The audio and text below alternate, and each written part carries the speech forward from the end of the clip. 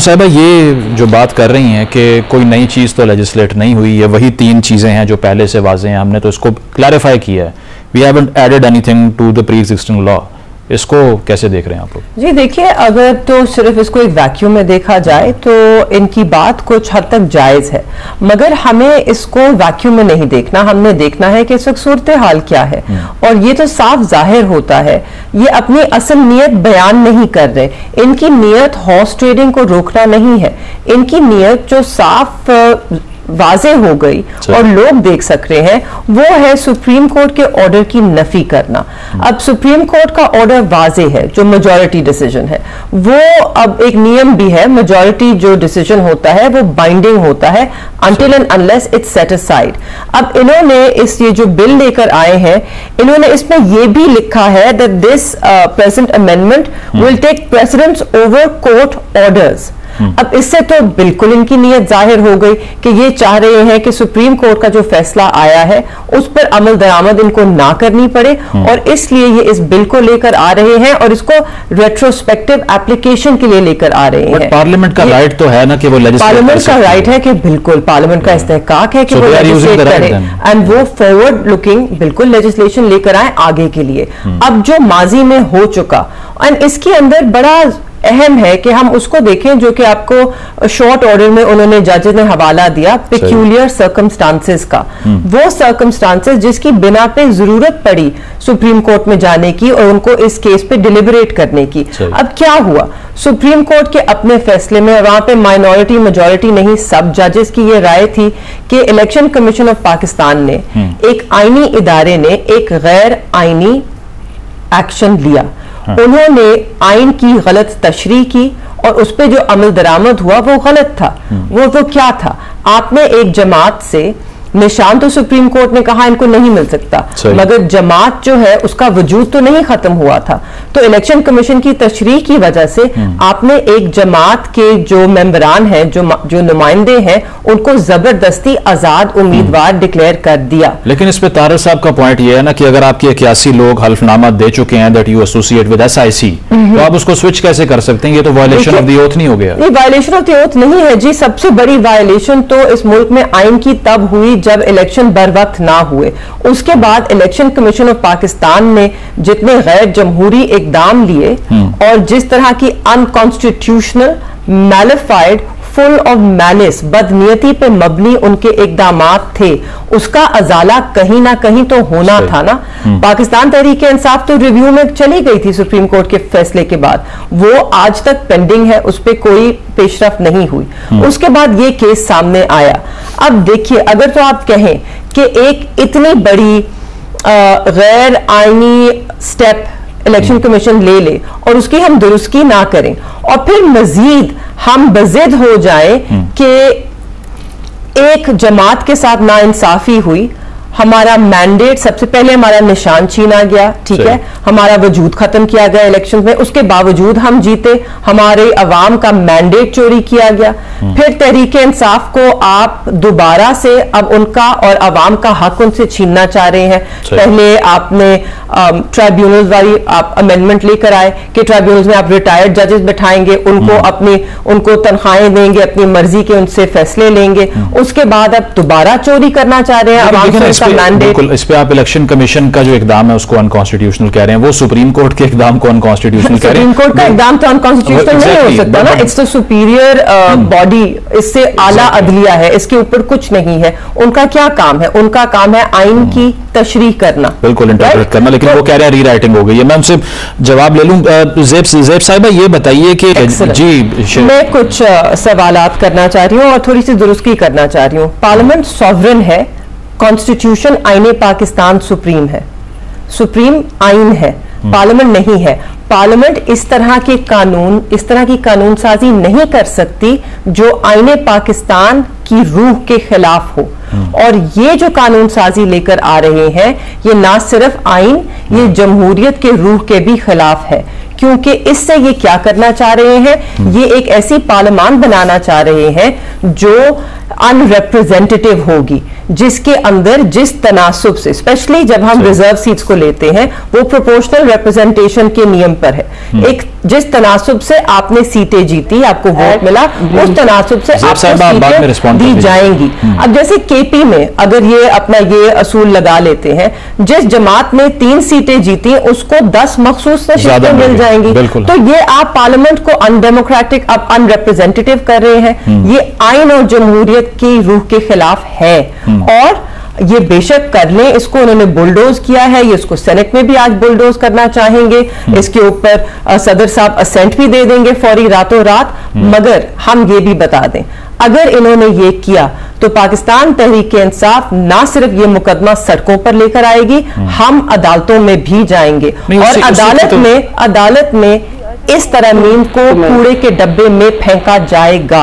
और अगर ये फिर भी इतने बजिद हैं और ये बात को नहीं मानना चाहते कि इलेक्शन जिस तरह हुए, जो वो पेक्यूलियर सर्कमस्टांसेस हैं कि जिसकी जजेस ने बात की, जिसकी तरफ इशारा किया, अगर ये नहीं मानते कि सर्कमस्टांसेस पेक्यूलियर थे, एक जमात के खिलाफ एक आईनी इदारा पार्टी बन के बदनीयती के साथ खड़ा हो गया, तो फिर हम ये भी कह दें कि अगर आपने इस तरह करना है ना, तो फिर आप पूरे इलेक्शन को वॉइड करें, अनल करें, इस इलेक्शन को मनसूख करें और ताजा इलेक्शन करना है, क्योंकि अवाम का मैंडेट पार्लियामान में रिफ्लेक्ट नहीं हो रहा। ख्वाजा आसिफ साहब ने कहा उनको खदशा है कि ऐसा कुछ हो सकता है। मुझे मगर उसमें पहले ये जो इलेक्शन कमीशन ऑफ पाकिस्तान है, ये जिम्मेदारी उठाए कि इन्होंने गैर आईनी इकदाम उठाए, इन्होंने बदनीयती पे उठाए और इनकी अकाउंटेबिलिटी होनी चाहिए, इनको सजा मिलनी है। पैसा तब जाया नहीं हुआ कि जब आपने इलेक्शन करवाए और उसी टैक्स पेयर के वोट को लेकर कूड़े के डब्बे में डाल दिया और फॉर्म 47 पर एक जाली हुकूमत को ले आए।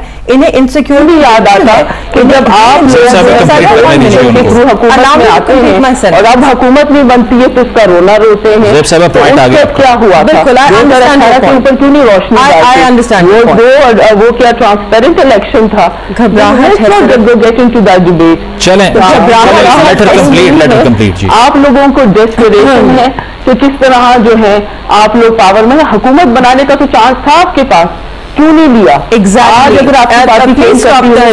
मुझे आपका पॉइंट समझ आ गया। हर चीज का नतीजा तो दीजिए, जवाब देने का। आप इस तरह की बात करते 3 अरब रुपया लगता है अगर इलेक्शन में, तो वो टैक्स पेयर का पैसा नहीं है। चले लेटर रिस्पॉन्ड भी हमने बचाना, ठीक है, लेटर रिस्पॉन्ड जी। अभी इन्होंने खुद तस्लीम किया कि हम पार्लियामान में अभी भी सबसे बड़ी जमात है। पीपल्स पार्टी ने आपको कॉल किया, तो अगर सिर्फ इक्तदार का हसूल होता तो हम उनके साथ कोई मुआहदा करके हम आ जाते इक्तदार में, मगर हम इक्तदार के पीछे नहीं है। हम पाकिस्तान की अवाम का मैंडेट रिस्टोर करना चाहते हैं, क्योंकि जमहूरियत तभी मजबूत होगी इस मुल्क में जब लोगों की राय को तस्लीम किया जाएगा, जब इलेक्शंस को शफाफ बनाया जाएगा। जब आप एस्टैब्लिशमेंट से मुज़ाकरात की बात करते हैं ना, फिर ये समझ नहीं आता। एस्टैब्लिशमेंट से अगर उस पर हम बात करना चाहते हैं, मैं उस पर क्लैरिटी दे दूं। हर कोई समझता है जब मुज़ाकरात की बात होती है एस्टैब्लिशमेंट से कि ये वो पुराने वाले मुज़ाकरात हैं जो हम करना चाहते हैं, जिसमें हम कह रहे हैं कि जी आप हमारे केसेस खत्म कर दें, आप हमें कोई किसी किस्म की रियायत दे दें। खान साहब ने ये नहीं कहा कि आप ये सब कर दें। हम ये कह रहे हैं कि आइन और कानून के मुताबिक फैसले होने दीजिए, ठीक, आप उसके अंदर दखल अंदाजी मत कीजिए। उनसे गुफ्तगू यही होनी है कि जो आईनी हदूद है आपके इदारे की, उसमें रहते हुए आप काम कीजिए। कोर्ट से खतूत नहीं आने चाहिए हैं कि जजेस पर दबाव है जब एक सियासी जमात के केसेस उनके आगे आते हैं।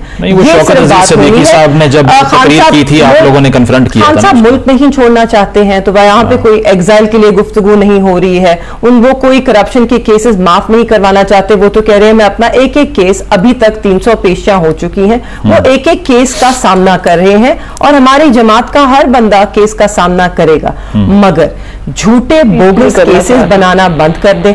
कल पाकिस्तान तहरीक इंसाफ का जलसा हुआ, उसके बाद हमारे शुमाली पंजाब से जितने भी लोग गए थे, जो हमारे ओहदेदारान हैं, तंजीम का हिस्सा हैं, उनके ऊपर आज फिर एक जाली FIR दर्ज कर दी गई। वैसे फवाद चौधरी साहब ने कहा इंप्रेसिव नहीं था, फ्लॉप था। वो उनका मानना है। एक छोटे से जिले में स्वाबी में आपने देखा कि अवाम का समुंदर था, पूरे पाकिस्तान से लोग आए थे, बहुत से लोग पहुंच ही नहीं पाए, बिल्कुल एक ग्रिडलॉक था सड़कों के ऊपर। जितने लोग पंडाल में थे उससे 4 गुना बाहर थे लोग। जब जलसा खत्म भी हो गया तो लोग जलसागाह की तरफ जा रहे। चलिए मुझे एक और बात जो ज़ेब साहिबा ने एक और बात की ना, ये मेरा आपसे ये सवाल है, वो ये जिस तरह उन्होंने कहा कि आप हर इशू के ऊपर मोबिलाइजेशन शुरू कर देते हैं, तो ये एक परसेप्शन नहीं बन रहा कि आपने तमाम फैसले गलियों में आके सड़कों पे आके लेने हैं? दूसरी चीज जो शेख मुजीब की मिसालें थी बांग्लादेश में, आपने देखा उनके मुजस्मे तोड़े जा रहे हैं, उसको रिव्यू किया अब आपने? वो ट्वीट तो डिलीट नहीं हुआ, हमने देखा। देखिए नहीं, वो एक अलग इशू है, ठीक है। बांग्लादेश की अगर आपने बात करनी है तो बांग्लादेश से सबको, खास तौर पे नून लीग को होश के नाखून लेने चाहिए हैं। अच्छा। क्या साबित हुआ बांग्लादेश में कि एक बोगस रिग्ड इलेक्शन कराकर लोगों को जदोकोब करके उन्हें जेलों में बंद करके आप इलेक्शन जीत तो सकते हैं, मगर आप ताकत में ज्यादा देर नहीं रह सकते, क्योंकि अवाम की राय हमेशा जीतेगी। लेकिन वहां थर्ड फोर्स भी आ रही है, ये आपके लिए लेसन भी है, थर्ड फोर्स भी तो आ सकती है वहां पे। थर्ड फोर्स ये तो डर हमेशा होता है बड़े सगीर में कि थर्ड फोर्स हमारे जैसे ममालिक में आ सकती है, मगर मुझे एक किसी और का मुल्क है, उनका काम, मगर मुझे उम्मीद है कि वहां पर जैसे कि आते साथ ऑपोजिशन की जो खालदा जिया है, लीडर है उनकी, उनको सबसे पहले रिहा किया गया। अब मुझे उम्मीद है कि सारी ऑपोजिशन का सवाल ये था कि शेख मुजीब साहब को एज अ बेंचमार्क तरीके इंसाफ नहीं, हमने एज अ बेंचमार्क बिल्कुल भी नहीं पिच किया था। वहां पर जो वो कंपैरिजन ड्रॉ कर रहे थे वो सिर्फ यही था कि जब आप आइन से तजावुज करेंगे और जब आप इलेक्शन शफाफ नहीं कराएंगे, जो कि आज बांग्लादेश में वही हुआ कि आप इलेक्शन शफाफ नहीं कराएंगे तो लोग उसके अगेंस्ट उठेंगे, आवाज उठेगी, अवाम का रेला आएगा, आप उसको कुछ देर तक दबा के रख सकते हैं मगर हमेशा के लिए नहीं बंद कर सकते। ठीक है ज़ेब साहिबा, ये लेसन पर ले लीजिए जो सजेशन भी है पीटीआई के अरकान की कि आपको सबक सीखना चाहिए बांग्लादेश से। पहली बात ये थी कि बांग्लादेश में जो राइट्स हैं वो इलेक्शंस के ऊपर नहीं है, वो जॉब कोटा के ऊपर है और यूथ उसके लिए निकली है। बट पिछले 3 इलेक्शन रिग तो करवाए हैं शेख हसीना ने, पोजीशन तो मैदान में ही नहीं थी। एंड कंट्री जो इकोनॉमिकली, लेकिन बात वो टॉपिक पे नहीं वो राइट। हम देख रहे हैं कि पहले भी ये फैसला आया कि 14 मई को इंतखाबात होंगे, नहीं हुए, कुछ भी नहीं हुआ। अगर दोबारा ये सूरत हाल होती है, व्हाट आर योर ऑप्शंस? क्योंकि अगर गंडापुर साहब कह रहे हैं कि हमने हर सूरत इस्लामाबाद आना है, एक तरफ इलेक्शन कमीशन सैंडविच बना हुआ है, सुप्रीम कोर्ट का जो फैसला है उसको गवर्नमेंट कन्फ्रंट कर रही है, ऐसा नहीं हो रहा कि आप लोग इंस्टिगेट कर रहे हैं इतने बड़े केओस को जो कि फिर कंट्रोल ही नहीं हो? हम इंस्टिगेट नहीं कर रहे केओस को, हम इनको समझा रहे हैं। आपको इनकी गुफ्तगू से अब फिर वाजे हो गया कि ये डायलॉग नहीं करना चाहते हैं, ये हमारी जमात को जमात ही नहीं तस्लीम करना चाहते। हालांकि पाकिस्तान में सबसे ज्यादा वोट, सबसे मकबूल जमात पीटीआई उभर के आई, पार्लियामान में भी फॉर्म 47 के मुताबिक भी हम सबसे ज्यादा मकबूल हैं, हमें सबसे ज्यादा सीटें हासिल हैं पार्लियामान में, फिर भी ये हमें तस्लीम नहीं करना चाहते एज अ सियासी जमात। तो रिग्रेट करते हैं कि रिग्रेट करते हैं? बिल्कुल भी नहीं, बिल्कुल भी नहीं, क्योंकि हम इक्तदार के लिए नहीं आए, हमने गवर्नमेंट क्यों नहीं फॉर्म की? क्योंकि एक असूल के तहत पाकिस्तान की अवाम ने हमें 2/3 अक्सरियत दी, पाकिस्तान की अवाम का मैंडेट चोरी हुआ, हम पाकिस्तान की अवाम के लिए और उनके वोट के लिए हर हद तक जाएंगे और लड़ेंगे। ठीक, अगर ये इसी तरह करते हैं, ये इस वक्त पाकिस्तान को इंस्टीट्यूशनल क्लैश की तरफ लेकर जा रहे हैं, पार्लियामान और सुप्रीम कोर्ट के बीच में ये तसादुम क्रिएट करना चाह रहे हैं। हम आईने पाकिस्तान के साथ खड़े हैं और उसके लिए हमें अगर दोबारा अदालत जाना पड़े हम जाएंगे, हमें सड़कों पे आना पड़े हम सड़कों पर आएंगे, क्यों ना आए, हमारा हक बनता है पुरअमन एहतजाज का और हम करेंगे। और अगर इनमें थोड़ा सा भी दिल गुर्दा है तो ये हमें नहीं रोकेंगे, ये पाकिस्तान की आवाम को अपनी राय का इजहार करने का मौका देंगे जो आईने पाकिस्तान हमें इजाजत देता है। ठीक है नाज़रीन, तहरीक इंसाफ का मौक़िफ़ यही है कि अगर हमें पार्लियामान के अंदर सब्जुगेट किया जा रहा है तो